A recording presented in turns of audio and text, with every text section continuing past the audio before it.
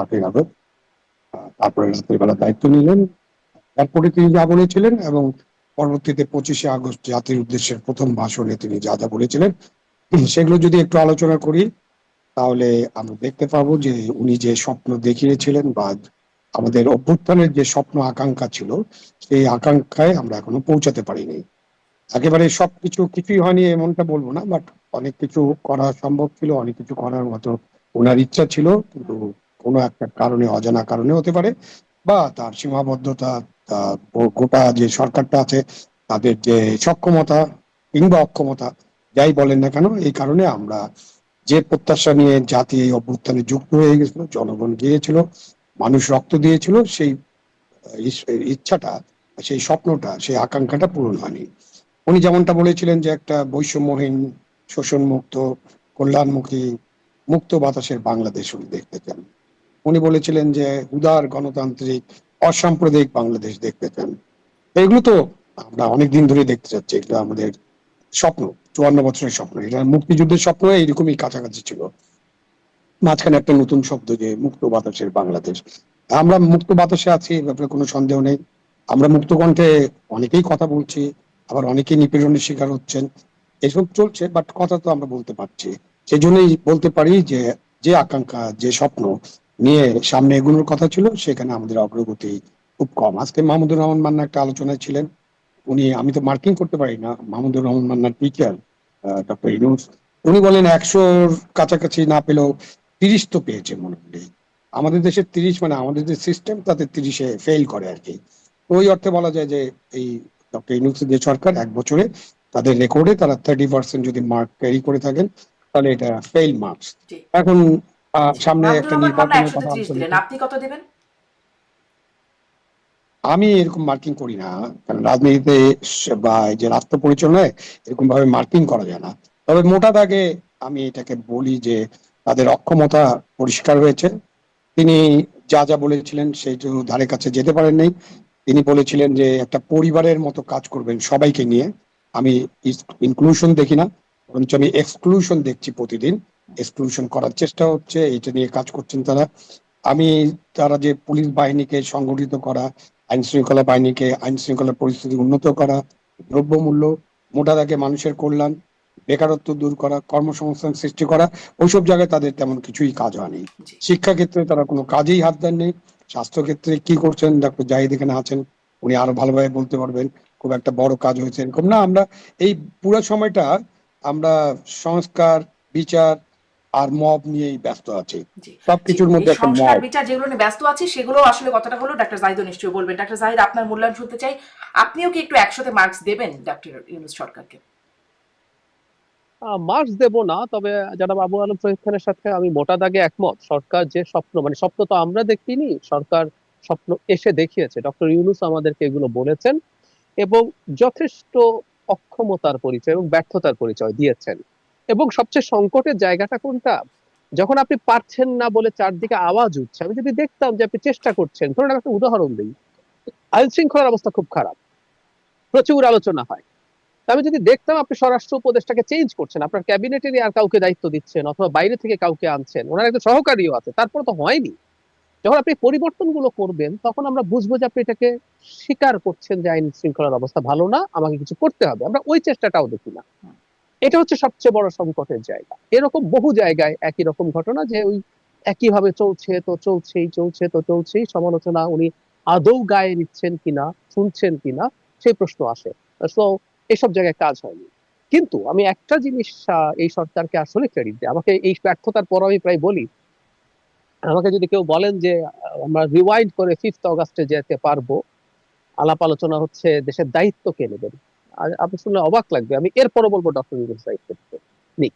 কারণটা বলছি, post 5th August আমাদের বিরাট একটা ঝুঁকি ছিল। বাংলাদেশে শেখ হাসিনার পতন মানে শেখ হাসিনার পতন শুধু না, ভারতেরও পতন। ভারতের ফরেন পলিসির ডিজাস্টার হয়ে গেছে বাংলাদেশে। এই একটা দেশে সে কম বেশি খানিকটা সাফল্য তার ডোমেস্টিক পলিটিক্সে দেখাচ্ছিল।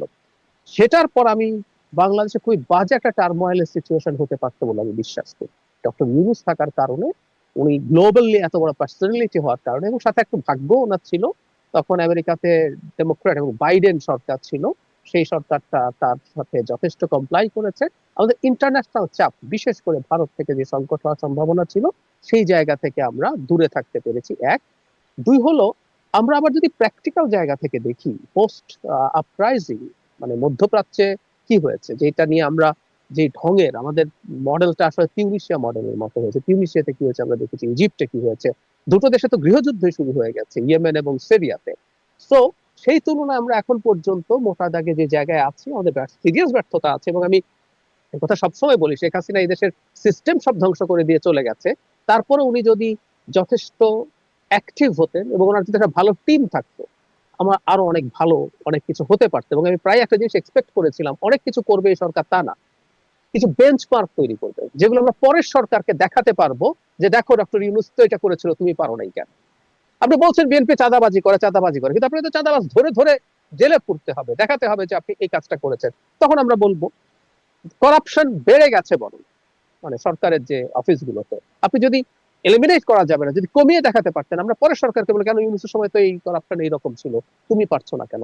কিছু বেঞ্চমার্ক, স্বাস্থ্যের কথা বললেন আবু আলম ভাই, সত্যিকার অর্থে স্বাস্থ্য কোনো রকম কোনো কিছু হয়নি। এই যে একটা বাজেট হলো, সেই বাজেট অন্তত বরাদ্দ নিয়ে আমরা এতদিন আলাপ করেছি যে শিক্ষা, স্বাস্থ্য এবং সামাজিক নিরাপত্তায় জিডিপির পার্সেন্টেজে বরাদ্দ বাড়াতে হবে, নাথিং হ্যাপেন্ড। সো সব ব্যর্থতা আছে, কিন্তু এখন আমরা অন্তত তার নেতৃত্বে এখন পর্যন্ত মোটা দাগে, মানে আমরা এখন রাজনীতির মাঠের কথা যদি বলি, মোটা দাগে দলগুলো তার উপরে রিলাই করেন এবং একটা নির্বাচনের দিকে এগিয়ে যাচ্ছে। কিন্তু ওই একটা সংশয় আমার রয়েই যায়, সেটা হচ্ছে উনি নির্বাচনের জন্য যদি খুবই সতর্ক থাকেন এবং ওনার আন্তরিক ইচ্ছাও থাকে, কিন্তু ওনার আন্তরিক ইচ্ছার বিরুদ্ধেও তো একটা ঘটনা বাংলাদেশে ঘটেছে। এটা ঠিক হয়েছে কি বেঠিক হয়েছে ডিফারেন্ট আলোচনা। আওয়ামী লীগকে তো উনি নিষিদ্ধ করতে চান নাই, উনি অনেকগুলো ইন্টারভিউতে আওয়ামী লীগ সম্পর্কে এই ধরনের কথা বলেছেন। কিন্তু যখন মাঠে একটা পরিস্থিতি তৈরি হলো, হি ডিড সারেন্ডার। তো এখন যদি নির্বাচন নিয়ে কেউ বলে যে নির্বাচন পেছাতে হবে, নির্বাচন হওয়া যাবে না, এই আওয়াজ তো কেউ কেউ তুলছে। উনি শেষ পর্যন্ত যদি শক্ত থেকে নির্বাচনটা করে যেতে পারেন, তাহলে তিনি আমি অন্তত, আমি আসলে ঠিক মোটা এই দাগে প্রশ্নের বলবো দিকেই যাচ্ছিলাম ডাক্তার ঠিকঠাক জাহিদ, আপনি আছে। যেটি বলছেন। জি। আপনি যেহেতু বললেন নির্বাচনের প্রসঙ্গটি, আমি জনাব আবু আলম শহীদ খানের কাছ থেকে এখন যাই যে এই মানে 1 বছর গণঅভ্যুত্থানের 1 বছর পূর্তিতে এসে অন্তত আমরা জানতে পারছি নির্বাচনটা হবে আগামী বছরের ফেব্রুয়ারির প্রথমার্ধে, আর প্রধান নির্বাচন কমিশনারও সেটি নিশ্চিত করলেন। কিন্তু ডক্টর জাহিদ যেটা বলছেন যে আরো সব রাজনৈতিক দলগুলোর মধ্যে এখনো কিছু বিষয় আছে, আগে যেমন চাপ দিয়ে আওয়ামী লীগকে নিষিদ্ধ করানো হয়েছে, তেমনি আসলে অনেকগুলো যদি আছে যে জুলাই সনদের উপর ভিত্তি করে হতে হবে নির্বাচন, সংস্কার, বিচার, এই বিষয়গুলো আগে নিশ্চিত করতে হবে। যদি না হয় তাহলে নির্বাচনের বিষয়ে ইতিবাচকটা, যদি হয় তবে ইতিবাচক। এনসিপি, জামাত, মোটামুটি এই দুটি দলই একই অবস্থানে আছে। নির্বাচন আসলে ফেব্রুয়ারির প্রথমার্ধে হবে, এখানে কি এই দলগুলোর এই অবস্থান কি কোনো অনিশ্চয়তা তৈরি করে নির্বাচনের সময়ের উপরে?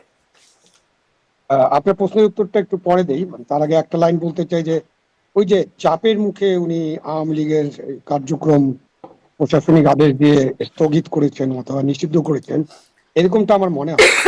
আমার কাছে মনে হচ্ছে যে এটা একটা ফ্রেন্ডলি গেম ছিল। কারণ ওই জায়গায় আপনি যখন চিন্তা করেন, আমার মনে আছে দিনটা ছিল বৃহস্পতিবার রাতের বেলা, আমি একটা টক শোতে ছিলাম, সেখানে একজন সমন্বয়ক ছিল, একজন বড় নেতা ছিলেন। হঠাৎ করে তার ফোনে একটা মেসেজ আসলো যে আমাদেরকে এখন ইউনূস সাহেবের বাসার সামনে দিয়ে ঘেরাও করতে হবে। উনি হতবাক হলে আমি বললাম যে কি ব্যাপার, কি হয়েছে? না দেখেন এখন এই রাতের বেলা, এখন 11:30 বেজে গেছে, কোথায় লোকজন পাবো, কিভাবে যাব, কিন্তু যেতে তো হবে, আমার এখন বাসায় যে কোনো রকম খেয়ে আমি চলে যাব। এটা হলো শুরুটার কথা বললাম। শুক্রবারে সকালবেলা ওখানে স্টেজ বানানো হলো, এর মধ্যে ওখানে কিন্তু 144 ছিল এবং ওই এলাকায় কিন্তু জমায়েত নিষিদ্ধ আছে, জমায়েত নিষিদ্ধ ছিল। এখন আপনি এনসিপি নামে একটা দল এটা করতে গেল, শুক্রবারে ওখানে স্টেজ করা হলো, তারপরে অন্যান্য লোকেরা আসলেন, জমলেন, তারপরে আবার শাহবাগে গেল, শাহবাগ থেকে আবার ইন্টারকন্টিনেন্টাল মোড়ে আসলো। তো এটা তো তখন তো পুলিশকে আমরা 144 ভঙ্গ করার জন্য কোনো ব্যবস্থা নিতে দেখিনি, যেটা আমরা পরবর্তীতে অন্যান্যদের ক্ষেত্রে দেখেছি।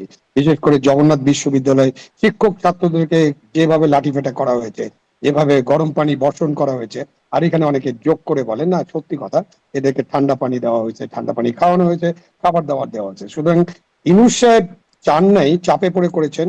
ইউনূস সাহেব আসলে, আমি ইউনূস সাহেবকে যতটুকু বুঝতে পেরেছি, আমি ওনাকে খুব ভালোভাবে বুঝতে পারিনি এখনো, বাট আমি মনে করি না উনি কোনো চাপের কাছে নতি স্বীকার করেন। উনি যেটা মনে করেন সেটাই করেন, এটাই আমার কাছে মনে হয়েছে।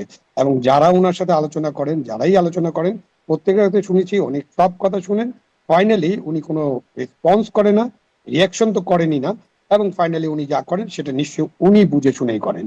সুতরাং উনি আওয়ামী লীগের যে এই যে করা হয়েছে, যেটা এই যে তাদের কার্যক্রম নিষিদ্ধ করা হয়েছে, এটা ইউনূস সাহেব চেয়েছেন বলেই নিষিদ্ধ হয়েছে। তাহলে একরকম এখন দেখা মিউচুয়াল যাচ্ছে উনি ইচ্ছাতেই এটি চান। হয়েছে, মিউচুয়াল ইচ্ছাতেই। কিন্তু আমি আমি আমি মনে করি যে উনার ইচ্ছাতে এটা হয়েছে, কারণ আচ্ছা, উনি দায় সামনের এড়াতে পারবেন নির্বাচনের না। ক্ষেত্রেও আর যদি উনি চাপের মুখে করেন, তাহলে আচ্ছা, চাপটা কতটুকু ছিল সেটাও একটু আলোচনা করতে হবে, যে কি চাপ ছিল, হুম, কতজন মানুষ, বাংলাদেশের 12 কোটি ভোটার, আর সারা বাংলাদেশে কি এরকম সংগ্রাম হয়েছে কিনা, সারা বাংলাদেশের মানুষ এরকম ঐক্যবদ্ধ হয়েছে কিনা, বা কত সংখ্যক মানুষ এটা চেয়েছে। তো সুতরাং ওগুলো আলোচনা করলে আপনি ওই ওই চাপটা অনেক বড় চাপ ছিল না। আপনি এখন দেখেন যে আপনি নির্বাচনের কথা বলছেন, উনি একটা নির্বাচনের তারিখের মতো দিয়েছেন যে ফেব্রুয়ারিতে রমজানের আগে নির্বাচন হবে, এবং উনি তার ভাষণে বলেছেন একটা চিঠি যাবে, এবং পরের দিন তার মুখ্য সচিব একটা চিঠিও লিখেছেন। এখন সো ফার সো গুড। কিন্তু মাঝখানে এখন যে এই যে জামাতে ইসলামী, এনসিপি যাদের কথা বলছেন, ইসলামী দল, তারা একটা নতুন পিআর সিস্টেমের বিষয়টা সামনে আনলো। এবং এটা কিন্তু আপনার যে আলোচনা হচ্ছিল যে আমাদের যে কিছু কিছু সংস্কার করতে হবে, বা অনেক কিছু সংস্কার করতে হবে, অনেক মৌলিক সংস্কার হয়তো করতে হবে, সেই আলোচনায় পিআরটা কোনো বড় ইস্যু ছিল না। এখন তারা এটাকে বড় ইস্যু করছেন, এবং এনসিপি তো বলেই দিয়েছে যে তারা নির্বাচনে যাবেন না, আরো কিছু কিছু দাবি যদি তাদের পূরণ না হয়। এইটার ক্ষেত্রে যদি আমরা আওয়ামী লীগের যে কার্যক্রম নিষিদ্ধকরণ, সেটার যে চাপটা, সেই চাপের চেয়ে একটু বেশি চাপ হয়ে যাবে না যখন এনসিপি, জামাতে ইসলামী, ইসলামী দলগুলো একসাথে যদি এটা করে, এবং তারা যদি নির্বাচন করতে না চায়, এবং আওয়ামী লীগ যদি নির্বাচনের মাঠে না থাকে, তাহলে কি নির্বাচন হবে? এটা কি কোনো নির্বাচন হবে যে নির্বাচনটা জনগণের কাছে, মানে বাংলাদেশের মানুষের কাছে গ্রহণযোগ্য তো হবেই না, এবং কি আমাদের যারা বন্ধু রাষ্ট্র আছে, ইন্টারন্যাশনাল একটা স্ট্যান্ডার্ড আছে, সেটাতে আমরা সেটা থেকে দূরে থাকতে পারবো না। আমি ভারতের কথা চিন্তা করি না, ভারতের কোনো ইন্টারন্যাশনাল স্ট্যান্ডার্ড ওরা কি চায় এটা নিয়ে আলোচনা কিছুই নেই। বাট আমাদের যে ইন্টারন্যাশনাল স্ট্যান্ডার্ড আছে সেখানে তো এটা গ্রহণযোগ্য হবে না। সেই জন্য আজকে একটা আলোচনা আমি বলেছি যে একটা জিনিস হতে পারে, যে আপনারা যারা জাহিদ যারা ছিলেন বৈষম্য বিরোধী আন্দোলনে একসাথে কাজ করেছিলেন, কাঁধে কাঁধ মিলিয়ে, এবং অনেক মানুষের শহীদ হয়েছেন, অনেকেই রক্ত দিয়েছেন, প্রত্যেক দলের, প্রত্যেক জনগোষ্ঠীর বা প্রত্যেক সাধারণ মানুষের রক্ত কিন্তু মিশে আছে এই আন্দোলনের মধ্য দিয়ে। আপনারা ঐক্যবদ্ধ হয়ে একটা নির্বাচনের আয়োজন করেন, এবং আপনারা ইনক্লুসিভ নির্বাচন করেন, আওয়ামী লীগের অপরাধী যাদের বিচার হচ্ছে তাদের বিচার করেন, এবং আওয়ামী লীগের অপরাধীদের বিচার চলতে থাকুক, তাদেরকে সুযোগ দেন। আপনারা ঐক্যবদ্ধভাবে নির্বাচন করে নির্বাচনের মধ্য দিয়ে আওয়ামী লীগকে ঐক্যবদ্ধ হবেন কি পরাজিত করে? করেন, ঐক্যবদ্ধটা হবেন পরাজিত কি করে? করেন। মানে গণ অভ্যুত্থান যারা করেছেন তারাই তো আসলে সেই এনসিপি, তাদের এই মানে জন্য তো ঐক্যবদ্ধ প্রথম হতে সারিতে বলছি, তো তারা আছেন। যে ঐক্যবদ্ধ হওয়ার বিষয়টা হচ্ছে যে যারা এখন বিভিন্ন কথা বলছেন, প্রত্যেকের হলো পার্লামেন্টে তাদের ভাগ চাই। এটা তো পরিষ্কার যে আমি পার্লামেন্টে যেতে চাই, কেন পিআর চাই? আমি জামাত ইসলাম পিআর চাই, যদি জামাত ইসলামের ভোট 7-8% ছিল, এখন যদি 10% হয়, তাহলে তারা 30টা আসন পাবে যদি ভাগে পায়। ইসলামী আন্দোলন এরকম 15-16%, বাট এখনো জানা যায়নি। বাট এইসব করে হয়তো তারা বেশ কিছু আসনে তারা যেতে পারবেন। সেই জন্য তো পিআরটা মূলত চাওয়া হচ্ছে। বাট পিআর এর ইতিহাস, পিআর কোন কোন দেশে আছে, আপনি একটা উন্নত বিশ্বে আছেন, পিআর কিভাবে চলে, পিআর কেন করতে হয়, এবং পিআর আমাদের দেশের জন্য উপযোগী কিনা, এটা একটা বড় দীর্ঘ আলোচনা। এই মুহূর্তে পিআর একটা ইস্যু করে বা সংস্কার করেই ফেলতে হবে, মৌলিক সংস্কার সব শেষ করতে হবে, আবার একটা গণভোট চাই আমরা, এই গণভোটটাও করতে হবে আগে, অথবা লোকাল গভর্নমেন্ট নির্বাচন আগে করতে হবে। এই যে কতগুলো শর্ত দিয়ে দেওয়া, জুড়ে দেওয়া, এগুলো হচ্ছে যে আমরা নির্বাচন যারা ডিলেট করতে চান, ডিলে করলে যাদের লাভ হবে, তারা এই কাজগুলো করছেন। স্পষ্ট, এখন যদি স্পষ্ট ওই যে শর্ত চাপের জুড়ে মুখে দিয়ে আবার নির্বাচন করে আসেন। দেরি করানোর যে চেষ্টা, শর্ত জুড়ে দিয়ে, এবং সেটা নিয়ে চাপ প্রয়োগ, আপনি আওয়ামী লীগের নিষিদ্ধ সেই ঘটনাটা উল্লেখ করছিলেন, সেই সময়ের অবস্থাটা। ডাক্তার জাহিদ, আপনার কাছেও আসলে এই প্রশ্ন যে আমরা তো সরকারের ইচ্ছা আছে কিনা, মানে আওয়ামী লীগ নিষিদ্ধ হয়েছে মিউচুয়াল ইচ্ছায়, সরকারও আসলে যে খুব অনিচ্ছুক ছিল তেমনটি না বলে মনে হচ্ছে। তো সেখান থেকেই নির্বাচন পেছানোর ব্যাপারে ওই সরকারের কি কোথাও একটা সুপ্ত ইচ্ছা আছে কিনা? কারণ এটাও তো আমরা শুনেছিলাম আরো 5 বছর থাকুক, আজীবন থাকুক, প্রেস সচিব আবার সেরকম একটা জিনিস শেয়ারও করেন, একসময় খুব প্রচারণা হলো সামাজিক যোগাযোগ মাধ্যম সহ বিভিন্ন জায়গায়। এখন আবারও কোনো মিউচুয়াল ইচ্ছায় ভবিষ্যতে এরকম নির্বাচন দেরি হওয়া, ঝুলে যাওয়ার আশঙ্কা দেখেন কি? আমি একটা বেনিফিট অফ ডাউট দিতে চাই। আমি জানা বাবু আলম যেটা বলছেন যে এখানে সরকার একটা পাতানো খেলার মতো হতে পারে, হতে পারে, এটা এটা আমি উড়িয়ে দিচ্ছি না। কিন্তু আমরা বেনিফিট অফ ডাউটই দেই, ধরে নিলাম ডক্টর ইউনূসের সদিচ্ছা আছে। কিন্তু যদি এরকম পরিস্থিতি হয়, উনি কি করবেন আসলে? উনি তো কঠোরতা একবার দেখাতে পারেননি, অন্তত আমরা সেটার কথা যদি বলি। এবার উনি কেন পারবেন, কিভাবে পারবেন? আবার ওই বেনিফিট অফ ডাউট ডক্টর ইউনূসকে দিচ্ছে, কিন্তু তার সরকারের মধ্যে কিছু মানুষজন আছেন, তার সরকারের অংশ, এবং তার সরকারের বাইরে খুবই প্রভাবশালী কিছু মানুষ আছেন যারা নির্বাচনটা আসলে চায় না। শুধু তাই না, যে দুটো রাজনৈতিক দল নির্বাচন আসলে নানান রকম যদি কিন্তু যোগ করে, খুব জোর গলায় বলবেন আমরা তো নির্বাচন চাই, কিন্তু বলে তারা কিছু কথা বলবেন। এবং এর মধ্যে শুধুমাত্র সংস্কার বিচার না, আপনি খেয়াল করেছেন একটা উদ্ভট যুক্তি আনা হয়। আমি তাদের সাথে টকশোতে থাকতে আমি জিজ্ঞেস করেছি, আমি আজকে আপনার এখানেও বলি, নির্বাচন কমিশনের অধীনে, এই নির্বাচন কমিশনের অধীনে নির্বাচন করবে না। মানে খেয়াল করুন, আমরা শেখ হাসিনার সময় দীর্ঘ ফাইট করেছি কি নিয়ে, যে বাংলাদেশের নির্বাচন কমিশন কাগজে কলমে নানান ক্ষমতা কনস্টিটিউশনালি যদি থাকেও দিনের শেষে আসলে নির্বাচন যদি সরকার নিউট্রাল না থাকে হয় না। আমরা 91 রৌফ সরকারের যে নির্বাচন, রৌফ কমিশনের যে নির্বাচন, যারা অসাধারণ একটা নির্বাচন করেছে, সেই রৌফ কমিশন শেখ খালেদা জিয়ার অধীনে মাগুরার উপনির্বাচনে করাপশন ঠেকাতে পারে নাই, তো ইঞ্জিনিয়ারিং ঠেকাতে পারে নাই। তো আমরা আলাপ করছিলাম যে নির্বাচন কমিশন ইস্যু না, ইস্যু হচ্ছে আসলে সরকার।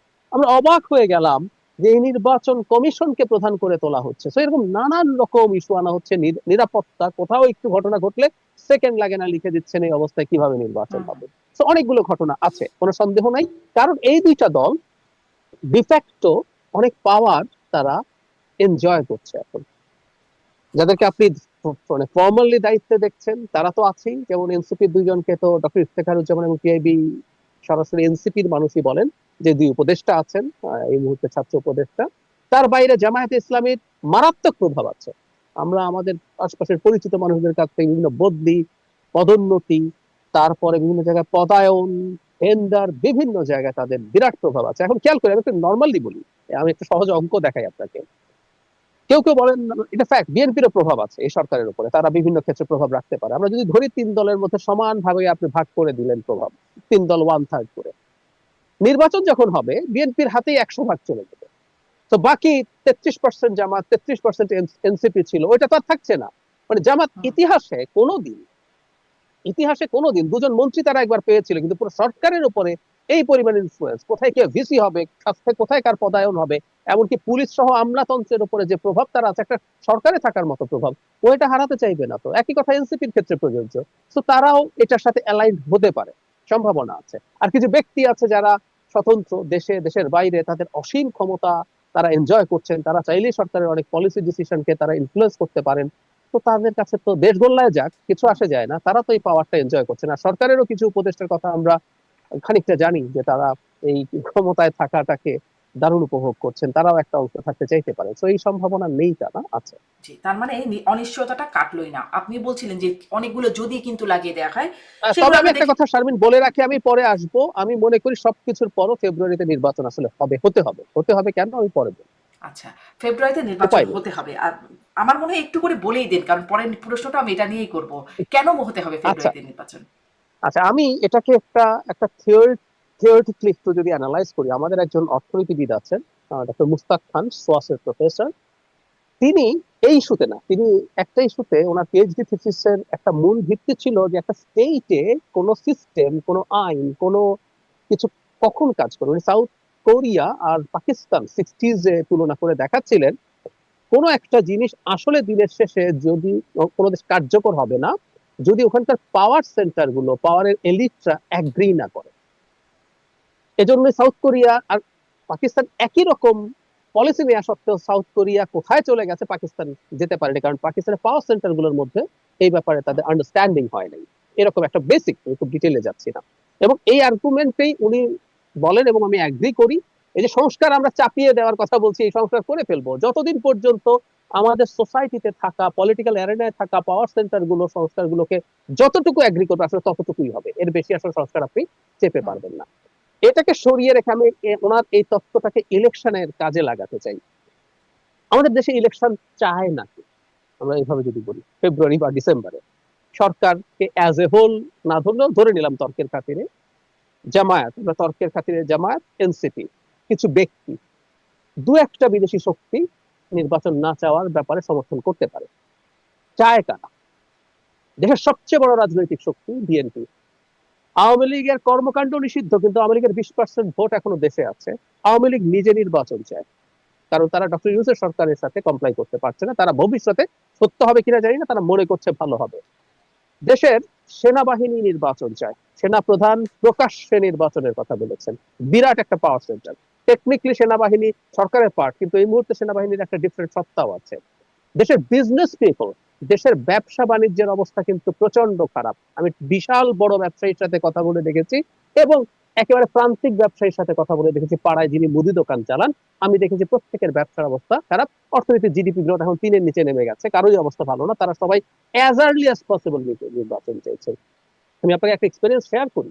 ফেব্রুয়ারি নির্বাচনের ডেট দেওয়া নিয়ে যখন আমি একটু সন্তোষ প্রকাশ করে আমার ব্যক্তিগত চ্যানেলে একটা ভিডিও করেছি, একজন খুব বড় ব্যবসায়ী নেতা আমাকে বলছেন, আপনি ডিসেম্বর কেন বলছেন না? হুম। তো ব্যবসায়ীরা একটা বিরাট পাওয়ার সেন্টার, তারা এটার দিকে চলে গেছে। ব্যুরোক্রেসি মোর অর লেস ইলেকশনের দিকে, জনগণ ইলেকশনের দিকে, এবং এবং জরুরি কথা, বিদেশি কিছু শক্তিও এখানে ইলেকশনের পক্ষে আছে। তো আপনি যদি দুটাকে পাল্লায় ওজন দেন, দেখবেন নির্বাচন সেই চাওয়ার পাল্লায় ওজন ক্ষেত্রে দিলে আওয়ামী লীগের নিষিদ্ধ করার সেই পাল্লাতেও বাকি ছিল, মানে সেখানে তো এনসিপি হুট করে জাবি তুলে ফেললো। আসলো কোথা থেকে বিষয়টা? আব্দুল হামিদ চলে গেল দেশের বাইরে সেই মুহূর্তে চিকিৎসার জন্য, মানে রব উঠলো, তিনি পালিয়ে গেছেন, তাকে পালাতে দেওয়া হয়েছে, তারপরে শুরু হয়ে গেল হুট করে আওয়ামী লীগ নিষিদ্ধ করে দেওয়া হোক। তার আগে কিন্তু সেই দাবিটা যে মাঠে খুব জোরালো ভাবে ছিল, বিএনপি বলেছে, তবে এটা বিরোধিতা ছিল না, না পারবেন, এটা বিরোধিতা খুব বেশি ছিল না। না। আমি এটা নিজে ইয়ে করতে দেখেছি, এটা বিরোধিতা, এটা কথা মানি আমরা। Logical illogical is a different debate. এক বছরও যায় নাই, এই দলটা যা করে গেছে, বিরোধিতা হয়নি। আমি ইলেকশনের ক্ষেত্রে বলছি, যারা চাইছে আর যারা চাইছে না, ওজন যদি পাল্লায় দেন, চাওয়ার পক্ষে পাওয়ার ব্যালেন্স মারাত্মক। কিন্তু আর এখন ইলেকশন সরকার যদি যদি কারো কথা মেনে নেয়, কারো চাপে কাবু হয়ে যায়, অন্য চাপে কাবু হতে না চায়, সরকার কি সেটা পারবে না? সরকার কি? না, সরকার একটা টাইম বম আছে বলে আমি মনে করি। সেটা হচ্ছে ইকোনমি যেদিকে যাচ্ছে, সরকার যদি ইলেকশন আনসার্টেন হয়ে যায়, যদি জানা যায় যে ইলেকশন হচ্ছে না ফেব্রুয়ারিতে, এখানে আমি নোজ ডাইভ দেবো। ইকোনমি অলরেডি যথেষ্ট খারাপ, নোজ ডাইভ দেবো এবং মানুষ রাস্তায় নেমে আসবে। একটা কথা মনে রাখবেন, মানুষ তো এখনই যেভাবে কথা বলছে, বিভিন্ন মানে আমরা সংস্কার বিচারের কথা বলবো। আমি আপনাকে একটা এক্সপেরিয়েন্স শেয়ার করি। আমি খুব রেগুলারলি সিএনজিতে করি। আমি সিএনজি ড্রাইভারদের সাথে কথা বলি যে আপনার এখন খ্যাপ কেমন পড়ে। আমি নিজে বুঝি একটা মোড়ে কি পরিমাণ সিএনজি দাঁড়িয়ে থাকে, কতটুকু বার্গেইন করা যায়, এগুলো দিয়ে আমি তার অবস্থা বুঝতে পারি। তারা বলছে তাদের অবস্থা ভালো না। যেই মানুষটার আর্নিং কমে গেছে, টিকে থাকতে পারছে না, ও না সংস্কার বিচার টিচার বুঝবে না, ও জি। প্রয়োজনে আবার কেউ সে নেমে যাবে। সুতরাং সরকার, ইকোনমি যদি খুব খারাপের দিকে যায়, সরকার আসলে শিখতে পারবে বলে আমার মনে হয়। এই জন্য উচিত হবে, হ্যাঁ আমি মানে কিছু কেওস হবে, কিন্তু শেষ পর্যন্ত নির্বাচন হওয়া ছাড়া কোনো অপশন নেই। জি, আপনিও কি তাই মনে করেন জনাব আবু আলম শহীদ খান? নির্বাচন ছাড়া কোনো অপশন নাই, মানে এটাই কি শেষ পর্যন্ত, মানে ফাইনাল একটা জায়গায় অনিশ্চয়তা তাহলে নাই? অনিশ্চিত আছে, অনিশ্চয়তা নাই এটা বলবো না। যে অনিশ্চয়তা, যে ওই যে চায়ের পেয়ালা থেকে ছোটের দূরত্ব অনেক সময় যোজন যোজন দূরত্ব হতে পারে, এবং অনিশ্চয়তা আছে। কিন্তু একটা নির্বাচন হতে হবে। নির্বাচন এই জন্য হতে হবে যে আপনি যে ফ্যাসিবাদ বিরোধী আন্দোলন বা যে গণঅভ্যুত্থান হলো, এটা তো ফ্যাসিবাদের বিরুদ্ধে। এর উল্টা পৃষ্ঠায় তো মানে ফ্যাসিবাদকে যদি আপনি বাতিল করেন, তাহলে আপনি কি করবেন? তা আপনি একটা গণতান্ত্রিক ব্যবস্থার ফেরত যাবেন। তার মাঝখানে আপনি এখন সংস্কার নিয়ে আলোচনা করতেন। খুবই ভালো আলোচনা, সংস্কার নিয়ে আলোচনা হওয়া উচিত। এবং সংস্কার নিয়ে যে আলোচনা রাজনৈতিক দলগুলোর মধ্যে হয়েছে, এটা বাংলাদেশের 54-55 বছরের ইতিহাসে কখনোই এত ঘন্টার পর ঘন্টা তারা আলোচনা করেন নাই। এটা একটা অনেক উন্নত আলোচনা হয়েছে, সেখানে অনেক মতদ্বৈততা আছে, মতবিরোধ থাকতে পারে, এটা একটা গণতান্ত্রিক প্রসেস। এবং অনেক আলোচনা হয়েছে, অনেক কিছু জনগণ জানতে পেরেছে, এবং অনেক কিছু রাজনৈতিক দলগুলো শিখতে পেরেছে। যেটা জাহিদ বললেন খুব ইম্পর্টেন্ট, যে এই যে ক্ষমতা এনজয় করছে কিছু কিছু মানুষ, জামাত, এনসিপি, আরো কিছু মানুষ যারা উপদেষ্টা পরিষদে আছেন, যাদেরকে আপনি একটা ইউনিয়ন পরিষদের নির্বাচন, তাদের নির্বাচন করার দরকার নেই, তারা কনসালটেন্ট টাইপের মানুষ। তো তাদেরকে যদি একটা ইউনিয়ন পরিষদে নির্বাচন করতে বলেন, তারা কিন্তু সেটাও করতে যাবে না, এবং সেখানে তারা জিততে পারবে বলে মনে হয় না। এই যে মানুষগুলো আছে, এবং এই যে প্রোটোকল, এই সুযোগ সুবিধা, এত তাদের মানে তাদের কাছে মানুষ যে যাচ্ছে, তাদেরকে এত গুরুত্ব দিচ্ছে, এই যে একটা মানে মোহ, যে চেয়ারের মোহ, এই চেয়ারের মোহটাই তো বাংলাদেশের সবচেয়ে বড় সমস্যা। এটা দলীয় সরকারের সমস্যা একটাই। আপনার স্বৈরাচারী সরকার, সামরিক সরকার যদি আসে, বলে যে আমি তো আসলাম, আপনারা পারলেন না দেখে আমি আসলাম, আমি খুব শীঘ্রই একটা নির্বাচন দিয়ে চলে যাব। তারপরে কিন্তু ওই যে আইয়ুব খান ছিল প্রায় 10 বছর, ডিকেড অফ ডেভেলপমেন্ট করতে হয়েছে। জিয়াউর রহমান সাহেব প্রায় 5 বছর 7 বছর ছিলেন, তারপরে এরশাদ সাহেব এসে 8 বছর ছিলেন। মানে কেউ যেতে চায় না ক্ষমতা থেকে যেতে, এবং দলীয় সরকারগুলো তো যেতেই চায় না, সেটা আমরা দেখলাম। তারা যেন তেন প্রকারণে নির্বাচন টির্বাচন সমস্ত ব্যবস্থা নষ্ট করে আমাকে ক্ষমতায় থাকতে হবে। সুতরাং এই যে অন্তর্বর্তীকালীন সরকারে যারা আছেন, তাদের যে ধরনের কমিটমেন্ট থাকার দরকার ছিল, বা তাদের যে ধরনের মোটিভেশন বা কমিটমেন্ট, একদম সোজাসুজি যে আমরা এসেছি, আমরা একটা একটা ক্রিটিক্যাল সময়ে দায়িত্ব গ্রহণ করেছি, যেটাকে আমরা ওই যে বাংলায় বলি না, রাজনৈতিক সংকটের মুখে দায়িত্ব গ্রহণ করেছি। এখন এই সংকট মোকাবিলার জন্য আমরা এই কাজটা করতে চাই। প্রথম থেকে কিন্তু তারা এটাতে গুরুত্ব না দিয়ে অন্য কিছুতে তারা গুরুত্ব দিতে গিয়েছেন। প্রথম দিকে মানে আমরা মনে করেছি, আমিও ব্যক্তিগতভাবে মনে করতাম যে একটা অন্তর্বর্তীকালীন সরকার 2 থেকে 3 বছর তার মেয়াদ হওয়া উচিত, কারণ তাকে কিছু কিছু বড় সংস্কারে হাত দিতে হবে এবং রাজনৈতিক দলগুলোকে সহায়তা করতে হবে। কিন্তু ওই যে আপনি যে সময়টা নিয়ে চিন্তা করতেন, এই সময়টা খুব গুরুত্বপূর্ণ। সেই সময়ের মধ্যে যদি আপনি দেশের অর্থনৈতিক অবস্থার কোনো উন্নতি করতে না পারেন, আপনি দেশের আইন শৃঙ্খলা ব্যবস্থা যেগুলো নিয়মিত কাজ সেগুলোর যদি কোনো উন্নতি করতে না পারেন, আপনি যদি বেকার সমস্যার সমাধানটা করতে না পারেন, আরো লক্ষ লক্ষ মানুষ বেকার হবে। এখন অলরেডি 40 লক্ষের কাছাকাছি মানুষ নতুন করে বেকার হয়েছে। দারিদ্র সীমার নিচে চলে গেছে আরো 1 কোটির বেশি মানুষ। আগেই 5 কোটি মানুষ ছিল, এখন 6 কোটি মানুষ। যাই যেটা বললেন যে একজন মুটে মজুর চাষি বা একজন শ্রমিক, একজন বেবি ট্যাক্সি আলা, তো তার তো একটু বেশি ইনকাম, একটা ক্ষুদ্র ব্যবসায়ী তার একটু বেশি ইনকাম, কিন্তু সেখানেও কিন্তু হানা পড়ে গেছে। সেখানেও বাংলাদেশের যে আর্থিক সংকটটা, সেই সংকটে কিন্তু মধ্যবিত্ত, নিম্নবিত্ত এবং দরিদ্র মানুষরা এখন একেবারে খুব নাবিশ্বাসের অবস্থা। তো সেটা যদি কন্টিনিউ করতে থাকে, তাহলে কিন্তু নির্বাচন না দিলে পরে যেটা হবে যে জি সরকারের প্রতি জনগণের আস্থা থাকবে না, এবং এই সরকারকে বিদায় নিতে হবে একটা গণবিক্ষোভের মুখে। তো সেই রিস্কটা কেন ডক্টর ইউনূস সাহেব নেবেন? ডক্টর ইউনূস সাহেব ব্যক্তিগতভাবে এটা নেওয়ার কথা না। তার ক্যাবিনেটের, তার উপদেষ্টা পরিষদের কেউ কেউ চাইতে পারেন, যারা ভবিষ্যতে যাদের নামও মানুষ মনে রাখবে না। আমি আমি জানি যে এখানে যে 21 জন, 22 জি জন, 23 জন আছেন, তাদের অনেকের নাম কারো মনে থাকবে না। জি, কিন্তু সেই রিস্কটা আসলে কেউই কেন নিতে চাইবেন? ডক্টর ইউনূস তো শুধু না, কিন্তু সবাই আসলে দেখি দিন শেষে নিতে চান। সেই রিস্ক নিয়ে হলেও ক্ষমতায় থাকতে চান। অতীত অভিজ্ঞতাগুলোর কথা আপনি যেরকম বলছিলেন, সেগুলো যদি একটু যাচাই করি তাহলে সেরকমটাই মনে হয়। অনেকগুলো যদির কথা আমরা আলোচনা করছিলাম, বিচার সংস্কার, গণপরিষদ নির্বাচন ইত্যাদি ইত্যাদি। এখন নতুন আরো একটা যদি জুলাই সনদ, এবং সেটির উপর ভিত্তি করেই হতে হবে নির্বাচন, একই রকম বলছে এনসিপি জামাত, দুটি দলই। আমি ডক্টর জাহিদ আপনার কাছ থেকে একটু শুনতে চাই যে আসিফ মাহমুদ তিনি বলেছিলেন 8ই আগস্টের মধ্যে হবে জুলাই সনদ। অবশ্যই এরকম জুলাই ঘোষণাপত্র নিয়েও আগে বহুত সময় আসছে, সেই সময়টার মধ্যে পারে নাই, পরে হয়েছে অন্তত। এখন এই নতুন আবার যদি যখন যুক্ত হলো জুলাই সনদ, সেটির ভবিষ্যৎ আপনি কি দেখেন? কবে হবে যে জুলাই সনদ? ঐক্যমত কমিশনে তো ঐক্যমত ঠিক আহ, অনেক ক্ষেত্রে হচ্ছে না, আবার মৌলিক ঐক্যমত না হলে সেটাও আবার মানবে না, এটাও বলে দিচ্ছে। তাহলে জুলাই সনদটা আসলে ভবিষ্যৎ কি দেখেন? জুলাই সনদ নিয়ে অলরেডি একটা সমস্যা আমি আইডেন্টিফাই করেছি, এটা নিয়ে আমি কথা বলেছি, লিখেছি। সেটা হলো ঐক্যমত্য কমিশনের কথা ছিল ফ্যাসিলিটেটর হওয়া, তারা সবার সাথে বসবেন এবং যতগুলো জিনিসে একমত হবেন সেটা নিয়ে একটা সনদ হবে, সবাই সাইন করবে। কিন্তু তারা এমন কিছু জিনিস অন্তর্ভুক্ত করছেন যেটা সবচেয়ে বড় political stakeholder BNP agree করেনি, এবং তারা নোট অফ ডিসেন্ট দিচ্ছে। মানে নোট অফ ডিসেন্ট দিয়ে একটা জুলাই সনদ নেওয়ার কোনো অর্থ আমি দেখি না। এবং অন্য যারা আছে তাদেরকেও এটার ব্যাপারে ডক্টর ইউনূসের বা সরকারের দিক থেকে কনভিন্স করা জরুরি ছিল, কারণ ডক্টর ইউনূস নিজে একটা ইন্টারভিউতে বলেছিলেন যেটা মাহফুজা নামের সাথে, যে আমরা ফ্যাসিলিটেটর, আমরা কোনো শাসক নই। সেটাই হওয়া উচিত ছিল। দ্বিতীয়ত শারমিন, আমি একটা জিনিস মনে করি, এই যে জুলাই সনদ, বিচার বা আরো যা যা নিয়ে ইলেকশনের যে একটা আনসার্টেনিটি দেখা যাচ্ছে, এটা আসলে খুব মেজর ইস্যু বলে আমি মনে করি। পলিটিশিয়ান এবং পলিটিক্যাল পার্টির সব কথাকে একদম আক্ষরিক অর্থে না নেওয়াই ভালো হবে। আমি মনে করি যে বিএনপি যেহেতু ক্ষমতায় যাওয়ার জন্য অপেক্ষা করছে, তারা রাজনীতি করে, তারা ক্ষমতায় যেতে চায়, তো একটা আনসার্টেনিটির অবস্থা তৈরি করে তাদের কেউ কেউ আসলে বিএনপির সাথে বার্গেইন করতে চায় বলে আমি ধারণা করি। যখন এগুলো হবে, তারা বিএনপির সাথে কোনো ধরনের বার্গেইনে যেতে চায়, বিএনপি তাদেরকে ডাকবে, কথা বলবে, তাদের কিছু চাওয়া না পাওয়া আছে সেগুলো নিয়ে করবে। সুতরাং আমি এই সবগুলোকে আসলে খুব শক্তভাবে, তারা এগুলো শক্ত হয়ে স্ট্যাবল্ড হয়ে বসে থাকবে তা দেখছি না। তারা এটা তাদের একটা হলো রাজনীতির স্বার্থে, যখন সংস্কার শব্দটার সাথে তো আমাদের educated conscious middle class, urban middle ক্লাসের এক ধরনের সংযোগ আছে। তো সংস্কার বললে তাদের সাথে কানেক্টেড হওয়া যায়, একই সাথে ওই যে বললাম চাপ তৈরি করা যায়, এইভাবেও দেখতে পারি। সুতরাং এটাকে খুব আমি অত বড় করে দেখি না। জি, জি। এবং এই একটু জুলাই ঘোষণাপত্র যেটি অন্তত হয়ে গেল, জুলাই সনদের অনেক আনসার্টেনিটির জায়গা আছে, কিন্তু ঘোষণাপত্র হয়ে গেল 5 তারিখে, এটি একটু শুনতে চাই যে সেটির যে প্রতিক্রিয়া, সেটি নিয়ে একটু মূল্যায়ন, একটা ছোট্ট মূল্যায়ন আপনি দেবেন, কারণ এটি নিয়ে ইতিমধ্যে আপনারা কথা বলেছেন বিভিন্ন জায়গায়, আমি শুনেওছি সেই বিষয়ে। তারপরেও একটু শুনবো। এবং এই প্রশ্নটা করতে চাই যে ঘোষণাপত্রের পরে যেটি দেখলাম, জামাত বলল তারা হতাশ, এনসিপি অখুশি, বৈষম্যবিরোধী ছাত্র আন্দোলন একটা প্রেস বিজ্ঞপ্তি দিয়ে জানালো যে মানে গণ অভ্যুত্থানপন্থী জনতার আকাঙ্ক্ষা পুরোপুরি উপেক্ষিত হয়েছে, ইতিহাস বিকৃতির অভিযোগ উঠেছে। বিশ্লেষকরা বলছেন এক পেশে এসে তারাও ইতিহাস বিকৃতি নানার কথা বলছেন। কিন্তু জুলাই ঘোষণাপত্রের যে সব শেষ পয়েন্ট, 28 নম্বর পয়েন্টে বলা হচ্ছে 5ই আগস্ট 2024 সালে গণ অভ্যুত্থানে বিজয়ী বাংলাদেশের জনগণের আকাঙ্ক্ষার প্রতিফলন হিসেবে এই ঘোষণাপত্র প্রণয়ন করা হলো।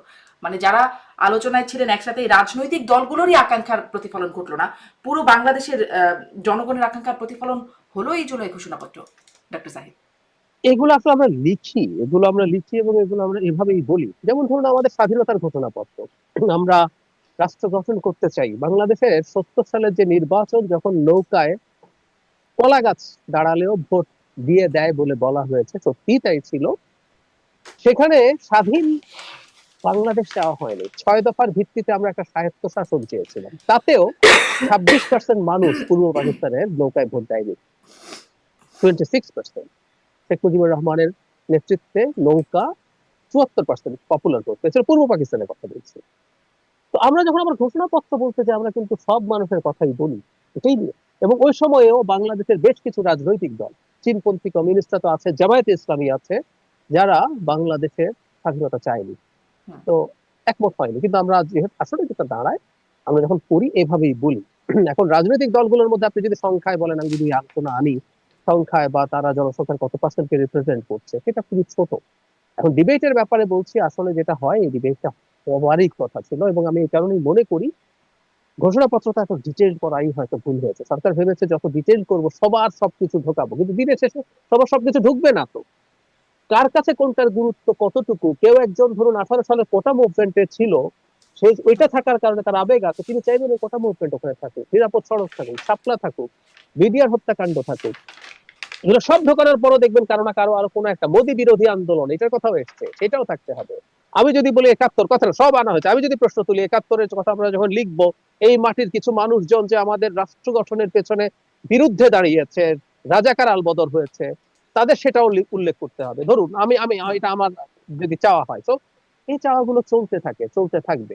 এগেইন আমি বলি, এটা হচ্ছে এনারা রাজনীতি করার চেষ্টা করছেন। এবং বিশেষ করে এনসিপি এবং জামাতের ইদানিং এটাকে এভাবেও পড়া উচিত, তারা সরকারের বেশ সমালোচনা করতে চাইছেন, বিশেষ করে এনসিপি। কারণ এনসিপির বিরুদ্ধে অভিযোগ যে তারা কিংস পার্টি, এমনকি টিআইবির মতো প্রতিষ্ঠান, ডক্টর ইফতেখারুজ্জামানের মতো খুবই রেসপেক্টেড একজন মানুষ এই ধরনের অভিযোগ সরাসরি করেছেন। যখন করছেন, তারা এখন সরকারের বিরুদ্ধে বেশ উচ্চকিত আমরা মাঝে মাঝেই দেখি, মাঝে মাঝে দেখবো। এটা আসলে ওই তকমাটা গা থেকে একটু সরানোর জন্য এরকমও হতে পারে। আচ্ছা, এটা একটা কারণ, এটা একটা ইন্টারেস্টিং পয়েন্ট। আমি যারা বাবু আলম শহীদ খান, আপনার কাছ থেকেও একটু জুলাই ঘোষণাপত্রে আসলে জন আকাঙ্ক্ষার প্রতিফলন কতটা দেখলেন? আমি দেখছিলাম বিশ্লেষকরা এখানে কি বলছেন। আমি দেখছিলাম যে মহিউদ্দিন আহমেদ, লেখক গবেষক, তিনি বলছেন যত দোষ নন্দঘোষ এর মতো আওয়ামী লীগকে এখানে মানে নন্দঘোষের মতো দোষ দেওয়া হয়েছে। ডেভিড বার্গম্যান বেশ বড় একটা লেখা লিখেছেন ফেসবুকে, তিনি বলছেন যে এটি দীর্ঘদিন আওয়ামী লীগ বিরোধী ও সমালোচকদের লেখা রাজনৈতিক বক্তব্য বলে মনে হচ্ছে। এবং সাথে তিনি বলছেন 71 সালের যুদ্ধ নিয়ে আওয়ামী লীগ যে রাজনৈতিক পক্ষপাতমূলক ইতিহাস ব্যবহার করেছিল, তার চেয়ে বেশি রাজনৈতিক পক্ষপাতমূলক আরেকটি বর্ণনাকে প্রতিষ্ঠা করেছে। এই বক্তব্যগুলোকে আপনি কিভাবে দেখেন? এই বক্তব্যগুলো তো মোটামুটি ঠিক আছে, কেন যে সনদটা তৈরি হয়েছে সেই সনদ তো অপূর্ণ এবং অনেকটা হপ স্টেপ জাম্পের মতো, মানে কোনো জায়গায় একটু টাচ করলাম তারপর লাফ দিয়ে আরেক জায়গায় চলে গেলাম, এরকম আছে। আপনি ধরেন যে এই পুরা সনদে তো আমাদের কোনো জাতীয় নেতার নাম আসেনি, ডক্টর ইউনূস ছিল না। তার মানে আপনি 15ই আগস্ট আসে না, ওটা জাতীয় নেতা আছে নাই, হপ স্টেপ জাম্প বললাম, 15ই আগস্ট আসা উচিত ছিল, আসেনি। মানে ইতিহাসটাও আপনি ঠিক মতো লিখলেন না।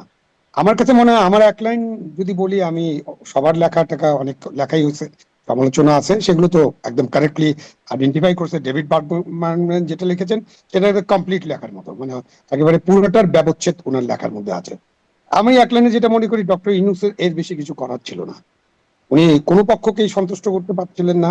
এখন তো এটার একটা বিপ্লবী সরকার করতে হবে, বিপ্লবের ঘোষণা দিতে হবে। ওই যে আমাদের যে স্বাধীনতার ঘোষণা, 70 সালের নির্বাচনে আমাদের স্বাধীনতা নিয়ে কিন্তু আমরা নির্বাচন করি নাই, এটা ঠিক, কিন্তু আমাদের উপর যখন অন্যায় যুদ্ধ চাপিয়ে দেওয়া হলো, তখন কিন্তু আমরা ওই ঘোষণাটাকে তৈরি করছি আমাদের প্রবাসী বাংলাদেশ সরকার বা মুজিবনগর সরকার বা আমাদের প্রথম বাংলাদেশ সরকারটা গঠন করার পটভূমি হিসাবে। সেই জন্য ওই জায়গাটাতে আমরা পরিষ্কারভাবে লিখেছি যে কি কি ঘটনার মধ্য দিয়ে আমরা অতিক্রম করেছি এবং এখন কেন আমরা একটা স্বাধীন বাংলাদেশের কথা চিন্তা করছি। এবং ওই যে ঘোষণা, ওই ঘোষণার কিন্তু কমন পয়েন্ট হয়েছে যেহেতু এবং সেহেতু, এগুলো মোটামুটি কপি করা হয়েছে। বাট সাদামাটা ভাবে জুলাই সনদ, এটার কোনো মানে ঘোষণা, সনদ তো না, ঘোষণা, এই ঘোষণা আমার কাছে কোনো তেমন কোনো মূল্য বহন করে না। কিন্তু আপনি বলছেন ডক্টর ইউনূস মানে নরমাল দলিল হয়ে গেছে, আর কিছু কোনো দলিল করারও নেই, ছিল না। কিন্তু এটা এক ধরনের বয়ান। আমি একটু এই প্রশ্নটা করতে চাই যে ইতিহাস সেটা এক একজনের ভার্সন, জামাত ইসলামের কাছে একরকম, বিএনপির কাছে একরকম, ইতিহাসের ভার্সনটা এক একজনের কাছে এক এক রকম। তো এত মানে পেছনের ইতিহাস থেকে শুরু করবার দরকারই কি ছিল? উপনিবেশ বিরোধী, তারপরে ৭১, তারপরে এরকম করে মানে এত পেছন থেকে, এটা জুলাই ঘোষণাপত্র, জুলাইয়ের প্রেক্ষাপট, মানে এত পেছন থেকে আসবার কি দরকার ছিল? না, আপনি 15-16 বছর রাখলেও পারতেন, এটা আপনি ঠিকই বলেছেন। বাট আমরা তো 47-এ যেতে চাই। আমরা তো মনে করি 47 না হলে 71 হতো না। অনেকে মনে করেন, অনেকে কনভিন্স।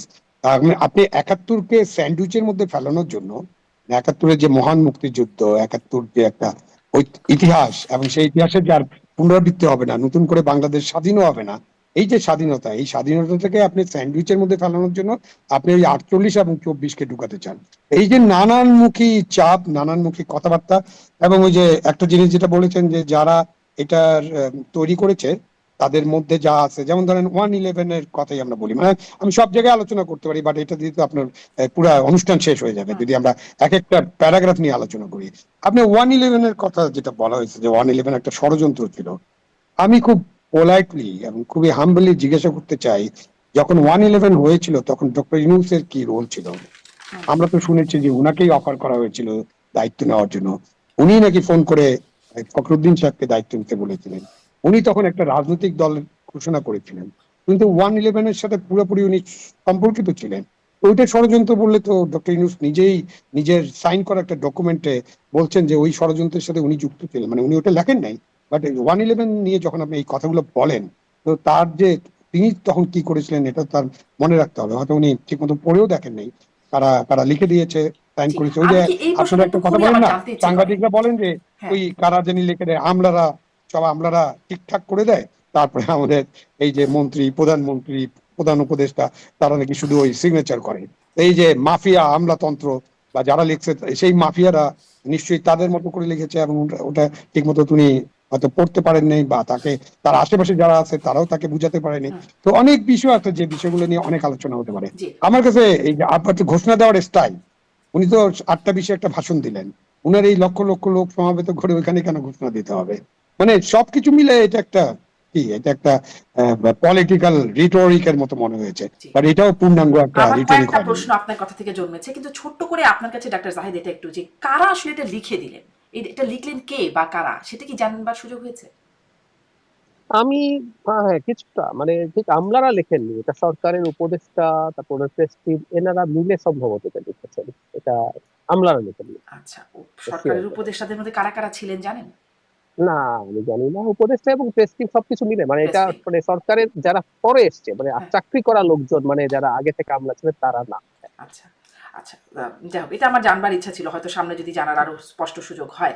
এই জনাব আবু আলম শহীদ খান যেটি বলছেন যে স্যান্ডউইচ, ৭১-কে স্যান্ডউইচের মধ্যে ফেলার, আপনি কি একটু বলবেন যে সেই চেষ্টাটা হচ্ছে, আর হলে কেন হচ্ছে? আমরা নাহিদ ইসলামের একটা ফেসবুক পোস্ট দেখলাম, বেশ শক্ত একটা পোস্ট। তিনি এর মধ্যে বেশ কিছু লিখছেন, অনেক কথাই লিখছেন। একটা জায়গায় লিখছেন, এই প্রজন্ম, ইংরেজিতে লিখছেন, যদিও আমি বঙ্গানুবাদ করে পড়ছি, এই প্রজন্ম ইতিমধ্যে ৭১-কে অতিক্রম করেছেন। কেউ আর পক্ষে ৭১ বা বিপক্ষে ৭১ এই দ্বিমুখী রাজনীতিকে মেনে নিতে প্রস্তুত নয়। ৭১ ইতিহাসে থাকবে রাষ্ট্রের ভিত্তি হিসেবে, সম্মানের নীতি হিসেবে, কিন্তু আর রাজনৈতিক বৈধতার নিয়ামক হবে না। একইভাবে ৪৭ ইতিহাসে লেখা থাকবে, স্মরণীয় থাকবে, কিন্তু রাজনৈতিক স্বার্থে ব্যবহৃত হবে না, এই হচ্ছে কথা। রাজনৈতিক বৈধতার নিয়ামক হবে না ৭১, তাহলে কি ২৪ এখন রাজনৈতিক বৈধতার নিয়ামক? আমি তো গত তারা তো, বছর হ্যাঁ জাহিদ বলেন। হ্যাঁ, বলবেন কিছু বলে নেন, না, আপনি এরপরে বলেন, বলছি। আপনাকে প্রশ্ন। আমি গত বছর ডিসেম্বরে, 16ই ডিসেম্বর একটা কলাম লিখেছি প্রথম আলোতে, এই চেষ্টা নিয়ে 24 দিয়ে ৭১-কে ঢেকে দেয়া। এটা ফ্যাক্ট, 24-এ জামায়াতে ইসলামী ছাত্র শিবির তারা ইনভলভ ছিল, বিএনপি বা সব দলই ছিল, তারাও ছিল। এটা হওয়ার সাথে সাথেই তারা একটা চেষ্টা শুরু করেছে 24 দিয়ে ৭১-কে মুছে দেওয়ার। মানে আমি জনাব নাহিদ ইসলামের এই চেষ্টার মধ্যে খানিকটা হলেও ঢোকা দেখে খুবই হতাশ হয়েছে। আমি সেই জায়গায় আসবো। মানে আমরা ৭১ কেন ইস্যু হবে বা হবে না, আমাদের ৭১-এ কি রেজলিউশন হয়েছে? আজও ওই ৭১-এ মুক্তিযুদ্ধের সময় বিরোধিতাকারী, আমি এইভাবেও বলেছি শারমিন, আমি জামায়াতের আমির যখন আহ বলছেন যে আমরা যদি অপরাধ করে থাকি এবং সেটা যদি প্রমাণিত হয় তাহলে আমরা ক্ষমা চাইব, আমি এভাবে বলেছি, খেয়াল করুন, ধরে নিলাম তাত্ত্বিকভাবে, আবারও বলছি তর্কের খাতিরে, তারা কোনো ফৌজদারি অপরাধের সাথে জড়িত ছিল না, কিন্তু পাকিস্তান মিলিটারি বাংলাদেশে বা তৎকালীন পূর্ব পাকিস্তানে যে রকম মানবতা বিরোধী অপরাধ, যুদ্ধাপরাধ করছিল, বর্বরতা চালাচ্ছিল, তার পক্ষে আপনি পলিটিক্যালিও থাকতে পারেন না। এটাই গর্হিত অপরাধ, বিভৎস অপরাধ। কিন্তু এগুলোর কোনো রেজলিউশন হয়নি এবং তারা এখন রাজনীতিতে আছে। তাহলে ৭১ ইস্যু হবে না কেন? হতে হবে, হতে হবে। এবং বাংলাদেশ ৭১ই আসলে ২৪কে আমরা, শুধু ২৪ না, ৯০, ২৪ বা আমাদের ২০৫০-এও যদি কোনোদিন একই ধরনের একটা লড়াই হয়, আমরা চাই এই ধরনের লড়াই বাংলাদেশে আর না হোক, আমরা একটা গণতান্ত্রিক ব্যবস্থার মধ্যে স্থায়ীভাবে ঢুকে যাই। সেটা আসলে ৭১-এর কন্টিনিউয়েশন। আমরা সেই বিখ্যাত আমাদের সাম্য, মানবিক মর্যাদা, সামাজিক ন্যায় বিচারের যে কথা বলেছিলাম, যেখানে যেখানে এটা লঙ্ঘিত হবে, আমরা আমাদের স্বাধীনতার সংগ্রাম ছিল, এটা মুক্তির সংগ্রামও ছিল। ৭ই মার্চে শেখ মুজিবুর রহমান যেভাবে বলছেন, তাহলে মুক্তিও তো আসেনি। তো যখনই এটা আসতে থাকবে, মানে যেখানেই ঘাটতি হবে, ওটা ওখানেই থাকবে। এবং এই চেষ্টা মূলত জামায়াতীদের চেষ্টা। এবং জনাব নাহিদ ইসলাম অত্যন্ত পলিটিক্যাল একটা ভুল করেছেন এই ব্যাপারে, তাদের সাথে খানিকটা হলেও অ্যালাইন্ড। জি, ইটস এ আমি ডিজাস্টার ফর হিজ আমি পার্ট। জনাব আবু আলম শহীদ খান আপনার কাছেও ছোট করে এই বিষয়ে জানতে চাই, আপনি এই বিষয়টা কিভাবে দেখছেন? নাহিদ ইসলাম বলছেন ৭১ আর রাজনৈতিক, মানে এটা রাজনৈতিক বৈধতার নিয়ামক হবে না। আমি এই প্রশ্নটা করছিলাম, তাহলে রাজনৈতিক বৈধতার নিয়ামক হিসেবে কি এখন ২৪কে ব্যবহার করা আমি হবে? এক সেকেন্ড একটা জিনিস শুধু যোগ করে দেই। ওই যে আওয়ামী লীগ নিষিদ্ধকরণের সময় তো শিবির মাঠে ছিল, এটা ব্যাকফায়ার করেছে অলরেডি। শিবিরটা দেখেছে, তারা ওই গোলাম আজমের বাংলায় হুম, আর মানে নিজামীর বাংলায় বৈষম্যের ঠাঁই নাই। তো আমরা ফেসবুকে ইয়াংদেরকে লিখতে দেখেছি, গোলাম আজম আর নিজামীর তো বাংলা ছিল না, ওদের তো এটা পূর্ব পাকিস্তান ছিল। হুম, আজও কিন্তু ট্রোল হয় যখনই ঘোষণা, দ্যাটস ভেরি ইন্টারেস্টিং, ঘোষণাপত্রে যখন তাহের সাহেব বলছেন এটা কিছুই হয় নাই, পছন্দ করছি না, তখন ইয়াংরাই ট্রোল করছে, হ্যাঁ এখানে বাংলাদেশ লেখা হয়েছে, এখানে পূর্ব পাকিস্তান লেখা হলে ভালো হইতো। সুতরাং ইয়াংদের কাছে এটার গুরুত্ব নেই, কথাটা একেবারেই ভুল। ইয়াংরা ৭১ ভুলে নেই, ভুলবে হুম। না। এবং সত্যি এখন কথা হচ্ছে, আমরা ভুলতে দেব না। একটা কথা যোগ করে রাখি, আওয়ামী লীগ ৭১-কে নিয়ে চেতনার নাম করে হুম, ভুল ইতিহাস, মিথ্যা ইতিহাস এবং এই সকল চেতনার নাম করে ফ্যাসিবাদ কায়েম করেছে, কোনো সন্দেহ নাই। কিন্তু আমাদের একটা ৭১ হয়েছে, যেটা আমাদের এই রাষ্ট্রের পুরো জন্ম এবং তার উপরে ভিত্তি করে আমাদের অস্তিত্ব, ওটাকে আমরা এভাবে ২৪ দিয়ে বা অন্য কিছুতে মানে ঢেকে দেওয়া ২৪কে হবে, এটা কেন্দ্র করে আমরা আবার হতে দেব নতুন কোনো ফ্যাসিবাদ কায়েম না হোক, সেটাও নিশ্চয়ই একটা হতে- প্রতিষ্ঠা জি। জায়গা। জি, আবু আলম শহীদ খান, আপনার কাছ থেকেও সেই রাজনৈতিক বৈধতার নিয়ামক কি এখন, মানে তরুণদের কথা বলা হচ্ছে, তরুণ নাহিদ ইসলামরাও তরুণদের দল হিসেবে দাবি করেন, তো মানে ২৪ই এখন রাজনৈতিক নিয়ামতার বৈধতার নিয়ামক হবে কিনা এক। নাহিদ ইসলাম আরো লিখছেন, এখন রাজনীতি হবে ২৪-এর মূল্যবোধের ভিত্তি করে। আমার প্রশ্নটা যেটা করছিলাম, এখানে একটা উত্তরও অনেকটা ওরকম আছে। এবং তিনি লিখছেন, যারা ৭১-এ ফিরতে চায় তারা ২৪-এর নতুন রাজনৈতিক বাস্তবতাকে অস্বীকার করছে। ২৪-এর অভ্যুত্থান বহু রাজনৈতিক শক্তির জন্য প্রায়শ্চিত্তের সুযোগ এনে দিয়েছে তাদের অংশগ্রহণের মাধ্যমে। কাদের প্রায়শ্চিত্ত হলো বলে মনে হচ্ছে? না, ২৪কে নিয়ে নাহিদ ইসলাম যা যা লিখছেন, হ্যাঁ উনি সরাসরি যুক্ত ছিলেন, উনার একটা ইমোশন থাকতে পারে, ইমোশন থেকে উনি অনেক কথাবার্তা বলতে পারেন, যে ঠিক আছে উনি মনে করতে পারেন। কিন্তু এরকম মনে করার কারণ নেই যে ২৪-এ অনেক কিছু নিয়ামক হয়ে গেছে। ২৪-এ একটা গণ অভ্যুত্থান, প্রথমে কোটা দিয়ে শুরু হয়েছিল এবং তারপরে এক দফা এবং একটা স্বৈরাচারী ব্যবস্থার পতনের অভ্যুত্থান। এটা তো একটা রাষ্ট্রের জন্মের অভ্যুত্থান না, বা জন্মের যুদ্ধ না। ৭১ আমাদের মহান মুক্তিযুদ্ধ, আমাদের ৩০ লক্ষ শহীদের রক্ত, আমাদের ২ লক্ষ মা বোনের সম্ভ্রমের ব্যাপার আছে জড়িয়ে, এবং আমরা যে মুক্তিযুদ্ধ করেছি তার মধ্য দিয়ে বাংলাদেশের জন্ম হয়েছে। এই বাংলাদেশের জন্মের ইতিহাস তো আপনি মুছে ফেলতে পারবেন না। এটা অনেক অনেক অনেক ভাবেই এগুলো করেছে। এটা আবার ডক্টর ইউনূসের কাছে আমার ফেরত দিতে হয়। ডক্টর ইউনূস সাহেব তার ভাষণে বলেছিলেন পুরাণদের বাদ দিয়ে দিতে আর কি, এবং একটা রিসেট বাটন চাপার একটা কথা হয়েছিল মনে হয়। তাকে বিবিসি তে বোধহয় কি প্রশ্ন করা হয়েছিল, তখন তিনি খুব একটা ইমোশনাল হয়ে গেছিলেন। সম্ভবত এরকম ইমোশনাল আমাদের রাজনৈতিক নেতারাও হন। ওই যে নাতিপুতির কথাটা আসছিল, এই যে রাজনীতিতে আপনি ওই যে যখন শপথ নেন, আপনি কোনো ইমোশনাল হবেন না, আপনি ওই যে ক্ষোভ দুঃখ বেদনা আপনার থাকবে না, আপনি একটা নৈর্ব্যক্তিক ভাবে সিদ্ধান্ত নেবেন, নিরপেক্ষ ভাবে সিদ্ধান্ত নেবেন, এটা হয় না। তখন উনি রিসেট বাটন চেপে দিলেন। এগুলো হলো রিসেট বাটনের ইয়া চলছে আর কি। আমি তো রিসেট বাটন চাপলে তো আর আপনার হার্ড ডিস্ক থেকে কিছু মুছে ফেলা যাবে না। ৭১ আসলে আমাদের হার্ড ডিস্ক, আপনি সফট ইয়া দিয়ে, সফটওয়্যার দিয়ে এগুলো কিছুই মুছে ফেলতে পারবেন না। ৭১ যারা অস্বীকার করে, ৭১-এর সময় যারা আমাদের পক্ষে ছিল না, বাংলাদেশের স্বাধীনতার পক্ষে ছিল না, যারা অন্যায় অপরাধ করছে বা করে নাই, ফৌজদারি অপরাধ না করলেও তারা যে পাকিস্তানি সেনাবাহিনীর যে অ্যাট্রোসিটি এবং তাদের যে মানে নিদারুণ মানবাধিকার লঙ্ঘন, যুদ্ধ অপরাধ, এগুলোকে সমর্থন করছে, তাদেরকে তো তাদের বলতে হবে যে তারা এটা অন্যায় করছে বা তারা এটা ভুল করেছে। আর আপনি ওই ভুলটা করেছেন, এখন আপনি সুযোগ পেয়েছেন 24-এ, আপনার একটা অংশগ্রহণ ছিল, আপনার দলে আরো শক্তিশালী হয়েছে, সেই জন্য আপনি একটা মুছে ফেলার চেষ্টা করবেন।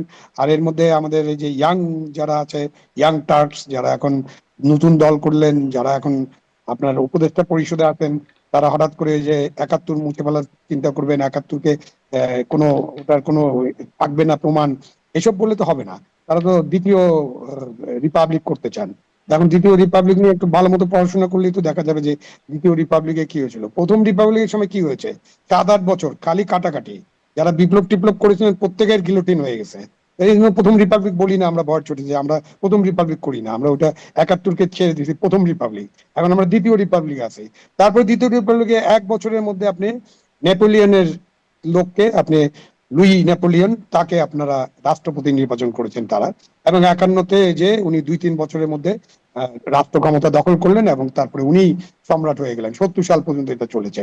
আমরা তো এরকম প্রথম রিপাবলিক, দ্বিতীয়, তৃতীয়, পঞ্চম এইসব করে তো কোনো লাভ নেই। আপনি দেশের মধ্যে থাকেন, দেশের অবস্থা নিয়ে চিন্তা করেন, দেশের অভ্যন্তরীণ পরিস্থিতি কি, মানুষ কোন জায়গায় আছে, মানুষের চেতনা কোন জায়গায় আছে, সেটা নিয়ে আপনার চেষ্টা করেন যে আপনার কিভাবে রাজনীতিটা করবেন। ওনারা একটা ভুল রাজনীতি করতেছেন, এই ভুল রাজনীতির জন্য ওনাদের ক্ষতিগ্রস্ত হবেন ওনারা। জি, এবং এই সুযোগটা তো আওয়ামী লীগ নিতেই চাইবে না। 71-এর পরে যদি জামাত রাজনীতি করতে পারে, 24-এর পরে তো আওয়ামী লীগও চাইতে পারে যে তাহলে আমরাও রাজনীতি করতে না, চাইবো। ভুলের সুযোগের বিষয় না, আওয়ামী লীগের বিষয়টা কমপ্লিটলি ক্লিয়ার। আওয়ামী লীগ যারা অন্যায়ের সাথে ছিল, যারা মানবাধিকার লঙ্ঘনের সাথে ছিল,